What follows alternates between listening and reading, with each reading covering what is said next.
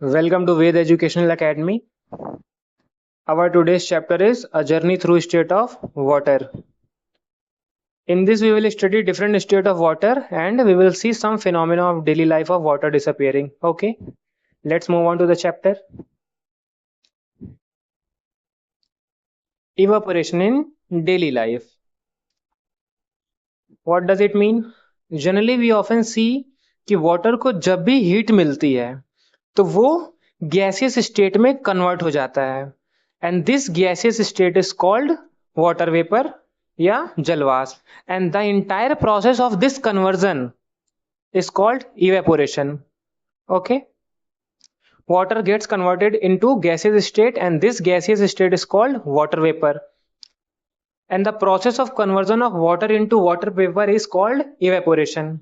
For example, आपने daily life में कपड़ों का सूखना, पोछा लगना, स्वेटिंग, पसीना आना, ये सब आपने देखा होगा. ये एग्जांपल है इवेपोरेशन के. Okay,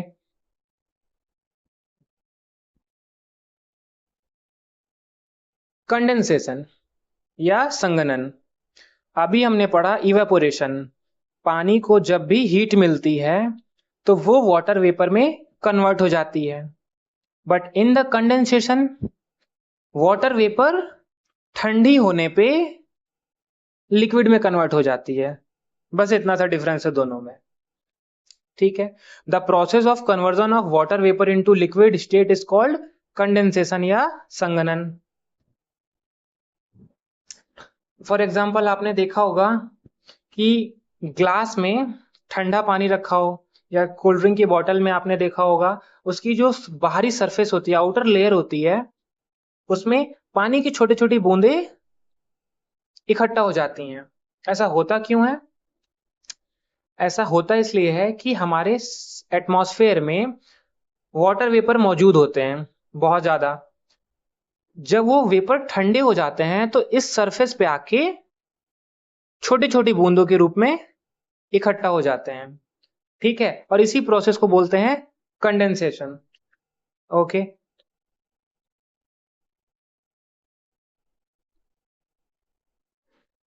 states of water. As we know, there are three states of water: solid, liquid and gas. First one is water itself in liquid state. What are the characteristics of water in liquid state? It changes shape, flows, और इसको जिस भी container में रख देंगे उसी का shape ले लेगा. बट वाटर का वॉल्यूम जो है हमेशा कांस्टेंट रहेगा. It doesn't change. मींस कि एक आधा लीटर की बोतल में आधा लीटर पानी डाल दिया गया, फिर एक दूसरी बोतल में जिसका वॉल्यूम 2 लीटर का है, मतलब 2 लीटर की बोतल लिया, उसमें ये जो हमने पहले आधा लीटर पानी लिया था हमने उसमें पूरा पलट दिया.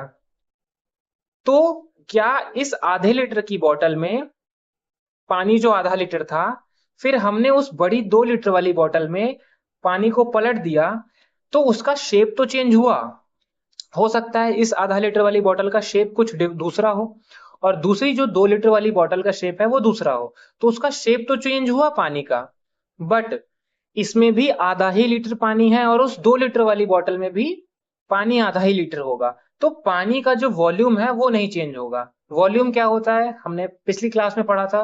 वॉल्यूम किसी भी कंटेनर की वाटर या लिक्विड स्टोर करने की कैपेसिटी वॉल्यूम होती है. ठीक है, तो वाटर का वॉल्यूम तो कांस्टेंट है, मतलब चेंज नहीं हो रहा है. बट जो बॉटल है उस बॉटल का वॉल्यूम दूसरी वाली बॉटल का वॉल्यूम 2 लीटर है, मींस उसमें 2 लीटर पानी स्टोर हो सकता है. पहली वाली में आधा लीटर स्टोर हो सकता है. तो कहने का मतलब क्या है? बॉटल का वॉल्यूम चेंज हो सकता है बट वाटर का चेंज नहीं होगा. Okay, and next one is ice which is solid state. Retains its shape. मतलब क्या है? इसका शेप जो है चेंज नहीं होता है irrespective of the container in which it is placed. जैसे आप फ्रिज में जो ट्रे होती है आइस क्यूब वाली, उसमें पानी डाल के अगर उसमें आइस जमा देते हैं, अब फिर उस आइस को निकाला, आपने कप में डाला, ग्लास में डाल रहे हैं, थाली में डाल रहे हैं, वो आइस जब तक पिघल नहीं जाती तब तक अगर वो सॉलिड फॉर्म में है तो वो उसका शेप नहीं चेंज होगा। ठीक है। और ये वाटर की तरह फ्लो नहीं करती है और स्प्रेड नहीं होती है। ठीक है, because it is in solid state. Next one is water vapour, gaseous state. इसमें क्या प्रॉपर्टी होती है? इसमें spreading out in the entire available space, मतलब जितना भी स्पेस मिलेगा उतना ये फैलती जाएगी, वेपर जो है फैलता जाएगा। इनका कोई फिक्स शेप नहीं होता है, जैसा शेप होगा बॉटल में डाल देंगे, बॉटल के चारों तरफ इसकी वॉल्स से जाके चिपक जाएगा। आप किसी अदर कंटेनर में डाल देंगे जो पैक हो, उसके अदर वॉल में जाके सारे मॉलिक्यूल्स के चिपक जाएंगे। ठीक है। Water vapour exist even at room temperature though it is invisible to us, it is present in the air around us. कहने का मतलब क्या है, जो वाटर वेपर है वो रूम टेम्परेचर पे भी अवेलेबल होता है हमारे चारों तरफ, हमें दिखता नहीं है। ठीक है। अब changes of state, the process of conversion of solid state into liquid state is called melting, मतलब पिघलना। आइस है, जब हीट जाएगी इसको तो क्या होगा, ये वाटर में कन्वर्ट हो जाएगा। तो क्या हुआ, सॉलिड स्टेट से लिक्विड स्टेट में कन्वर्ट हो गया, इस प्रोसेस को बोलेंगे मेल्टिंग, पिघलना। और जब लिक्विड स्टेट से सॉलिड स्टेट में कन्वर्ट होगा तो इसको क्या बोलेंगे, फ्रीजिंग। ओके।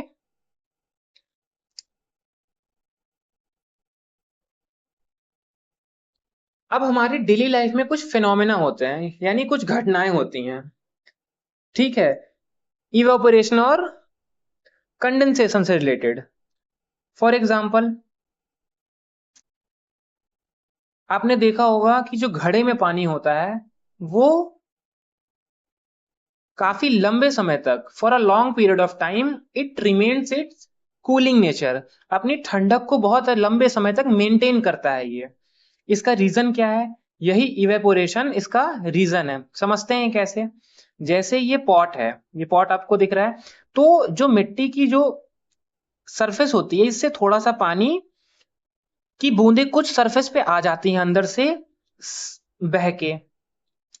और होता क्या है, जब बह के आ गई तो ये जो ड्रॉप्स होती हैं ये इवेपोरेट होती हैं। अब इवेपोरेट होने के लिए क्या रिक्वायरमेंट है, कि उस वाटर ड्रॉप को हीट चाहिए, हीट एब्जॉर्व करेगी, मतलब हीट सोखेगी और वाटर वेपर में कन्वर्ट हो जाएगी एटमॉस्फेयर में। तो जब ये वाटर ड्रॉप जो अंदर से बाहर आई है थोड़ी सी,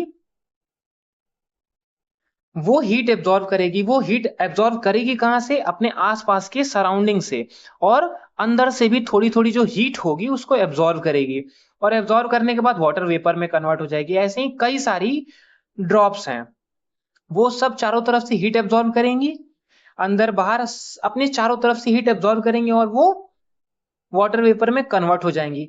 तो जब ये हीट एब्जॉर्व कर लेंगी, मतलब हीट इन्होंने, इन ड्रॉप्स ने क्या करा, एब्जॉर्व कर लिया। तो जब हीट इन्होंने एब्जॉर्व कर लिया तो आसपास की हीट कम हो गई, मतलब हीट कम हो जाएगी तो गर्माहट कम हो जाएगी, तो थोड़ी ठंडक ज्यादा लगेगी। ठीक है। तो यही कह रहा है, water sieves through the surface of pot and evaporates which imparts a cooling effect on water. समझ में आ गया। ऐसे ही गर्मी के दिनों में क्या होता है, रूफ पे और फ्लोर पे क्या करते हैं, पानी छिड़क देते हैं, पानी स्प्रिंकल कर देते हैं ताकि कूल रहे। ठीक है, उसका रीजन इवेपोरेशन होता है, अभी हमने ये समझा। ठीक है। वैसे ही स्वेटिंग के लिए भी होता है, स्वेट की ड्रॉप्स हमारी स्किन पे आती है, वो इवेपोरेट होने लगती है, तो आसपास की हीट को एब्जॉर्ब करती है। जब हीट को ड्रॉप एब्जॉर्ब कर लेगी तो हमारी बॉडी से हीट भी कुछ एब्जॉर्ब करेगी, तो हमारी बॉडी से भी हीट कम हो जाएगी। तो हमारी बॉडी से जब हीट कम होगी इसका मतलब हमें थोड़ी गर्मी कम लगेगी, इसका मतलब थोड़ा ठंडक का फील होगा। ओके। हमने वाटर वेपर के बारे में पढ़ा। और यहाँ पे एक टर्म है ह्यूमिडिटी। ह्यूमिडिटी मतलब आर्द्रता, मतलब नमी। सबने सुना होगा नमी। नमी क्या होती है? The amount of water vapour present in the air is called humidity. Means हमारे एयर में, हमारे सामने जो भी एयर दिख रही है, इसमें कितनी अमाउंट में वाटर वेपर प्रेजेंट है। जैसे आप नमक रख दीजिए खुले में, वो थोड़ा गीला सा हो जाता है। Okay, place some iron rod, after some time you will see कि उसमें जंग लग गया है, रस्ट हो गया है ना। ठीक है, क्यों होता है? क्योंकि उसमें नमी होती है। ये नमी क्यों होती है? क्योंकि हमारे एटमॉस्फेयर में, एयर में वाटर वेपर अवेलेबल होता है। ओके, अब एक नेक्स्ट फिनोमेना है कि बारिश क्यों होती है। How do clouds give us rain? हमें बादल बारिश कैसे देते हैं? ठीक है, उससे पहले एक छोटी सी चीज समझते हैं। आप पानी में एक कागज की नाव बनाइए और उसमें फ्लोट करिए, तो जो पेपर की बोट होगी, इट विल स्टार्ट सेल, थोड़ी सी तैरेगी वाटर सरफेस पे, डूबेगी नहीं। उसका रीजन क्या है? जो पेपर होता है वो वाटर से हल्का होता है, इस वजह से वाटर के टॉप पे रहता है, उसके सरफेस पे रहता है, उसके नीचे या उसके अंदर नहीं जा पाता है। बट आप लोहे का कोई छोटा सा टुकड़ा लीजिए, सिक्का लीजिए, उसको डाल दीजिए, क्या होगा? वो नीचे डूब जाएगा पानी में। क्यों ऐसा हुआ? जो कॉइन होगा वो वाटर से थोड़ा सा भारी होगा, उसके वेट में ज्यादा डेंसिटी होगी, ठीक है, इसलिए वो डूब जाएगा। ठीक ऐसे ही, as we know, gas balloon containing lighter gases go up in the air. जो हमारी एयर होती है वो थोड़ी सी भारी होती है इन कंपेयर टू जो हम गैस बलून में डालते हैं। हम बलून में अगर नॉर्मली अगर फूक से भर देंगे, एयर भर देंगे, जनरली जो हम फूक से भरते हैं, भर देंगे, तो क्या होगा? वो उड़ती नहीं है, वो सामने रखी है तो वो रखी ही रहेगी। बट अगर उसमें कोई अलग से गैस डाल दी जाती है तो वो ऊपर उड़ने लगती है। उसका रीजन क्या है? क्योंकि उसमें उनमें जो गैसेस होती हैं, उसका वेट जो होता है बहुत कम होता है, वो लाइटर वेट की होती हैं। और हमारा एयर जो होता है वो थोड़ा ज्यादा भारी होता है। जो हमारी एयर, ये भी गैस है, गैसियस फॉर्म में है, तो ये गैस जो होती है, एयर में जो होती है गैस, वो ज्यादा भारी होती है इन कंपेयर टू जो गैस बलून में भरी है। तो जो हल्की वाली गैस है हमारी एयर से ऊपर जाएगी, टॉप पे जाएगी, उसकी सरफेस पे जाना चाहेगी वो, इसीलिए वो ऊपर धीरे धीरे मूव करती जाती है। ठीक है, similarly water vapour is lighter than air causing it to rise. और एयर में भी बहुत सारी डिफरेंट टाइप की गैसेस होती हैं, इसमें भी वाटर वेपर जो होता है, हमारी एयर में कई टाइप की गैस है, बहुत सारी आपने सुनी होगी उसमें गैसेस होती है। बट जो वाटर वेपर होता है वो हल्का होता है, तो बाकी गैस में की तुलना में या कंपैरिजन में वाटर वेपर जो है वो टॉप पे रहती है, वो ऊपर रहती है, वो नीचे नहीं आती है या उसके बीच में नहीं आती है। ठीक है, ये आप समझ गए। इसी से हम समझते हैं बारिश कैसे होती है। बारिश, हमने कंडेंसेशन पढ़ा। कंडेंसेशन क्या होता है? कि उसमें जो वेपर्स होते हैं कूल डाउन होने पे लिक्विड में कन्वर्ट हो जाते हैं। ठीक यही फिनोमिना यहाँ पे काम करता है, और इवेपोरेशन का फिनोमिना भी काम करता है। जैसे condensation plays a significant role in bringing evaporated water back to earth surface. when air rises high above the earth's surface, it cools down at a certain height. Okay, the water vapor in the air condenses around dust particle and forms tiny droplet, and these tiny droplets become so heavy that they fall and start raining. ठीक है, what does it mean? कि जो evaporation से water vapour जो ऊपर उठता है, ठीक है, तो जब वेपर ऊपर जाता है, और क्यों जाता है अभी हमने यहां पे समझा था। ओके, वो एटमॉस्फेयर में ऊपर की तरफ मूव करेगा। अब ऊपर मूव करने के बाद से धीरे धीरे अपनी हीट तो उसमें सेम रहेगी नहीं, धीरे धीरे ठंडा होता जाएगा, जैसे जैसे ऊपर जाता जाएगा थोड़ा थोड़ा ठंडा होता जाएगा, कुछ टाइम के बाद से ठंडा हो जाएगा।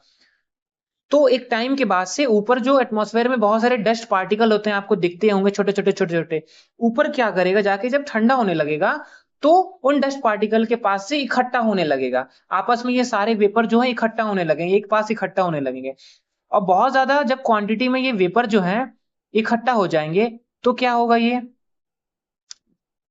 तब बहुत ज्यादा हैवी हो जाएंगे। जब ये हैवी हो जाएंगे तो इस सिचुएशन में क्या होगा, some drops become so heavy that they will start raining, और ये भारी होके गिरने लगेंगे, और जब बड़ी बड़ी बूंदें गिरेंगी तो वो नीचे आते आते वो बहुत सारी छोटी छोटी बूंदों में कन्वर्ट हो जाती है, जिससे हमें लगता है कि बारिश हो रही है। ठीक है, under special condition it might also fall as hail और स्नो, ऐसा कुछ ऐसी कंडीशन होती है जिसकी वजह से बर्फ के टुकड़े भी गिरने लगते हैं। ठीक है, वाटर साइकिल मतलब, साइकिल का मीन क्या होता है, सबसे पहले साइकिल समझते हैं। अ cycle is something that goes again and again in the same order and it's keep repeating. Means for example, day and night cycle, day turns to night and night turns back to day. It happens every 24 hours. So what we can see कि दिन में बदल रही है, फिर रात होती है, नेक्स्ट डे डे हो जाती है, फिर से डे के बाद से फिर नाइट होती है, again night to day, and repeat होता रहता है same process. It is called cycle. Okay, cycle doesn't means, जो आपने देखी होगी कि जो आपके बाहर साइकिल खड़ी रहती है, टायर लगे रहते हैं, हैंडल होता है, वो साइकिल है। साइकिल का मीन्स कोई भी चीज जो रिपीटिशन में होती हो। अभी एग्जांपल समझा, जैसे आप उठे, आप रेडी हुए, स्कूल गए, घर आए, सो गए, फिर नेक्स्ट डे रेडी हुए, स्कूल गए, आया, होमवर्क किया, सो गए, सेम प्रोसेस आप कंटिन्यूअस में कर रहे हैं, तो ये भी एक साइकिल है। ठीक है, साइकिल मीन्स चेक करिए, एक एक्टिविटी को आप रिपीट मोड में कर रहे हैं, again again and again. Okay, so कहने का मतलब है, the water from the ocean and the earth surface evaporate into the atmosphere as the vapour and return as rain, hail or snow, ultimately flowing back to ocean. This circulation of water is known as water cycle.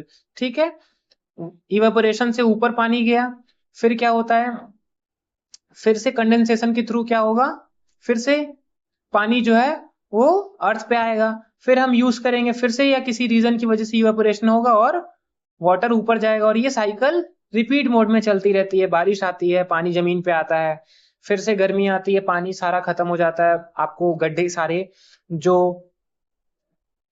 Road sinks होते हैं आपको दिखेगा कि वो खाली हो जाते हैं, नदियां सूख जाती हैं, ड्राई हो जाता है, ड्रॉट पड़ जाता है, इवेपोरेट हो जाता है सारा पानी। फिर थोड़े समय बाद से फिर से वो पानी कंडेंसेशन के थ्रू अर्थ पे वापस आ जाता है। Okay, it was the whole chapter. Still अगर किसी को कोई क्वेश्चन है तो वो पूछ सकता है, इसके नोट्स टेलीग्राम चैनल पे डाल देंगे। मिलते हैं नेक्स्ट वीडियो में। Thank you.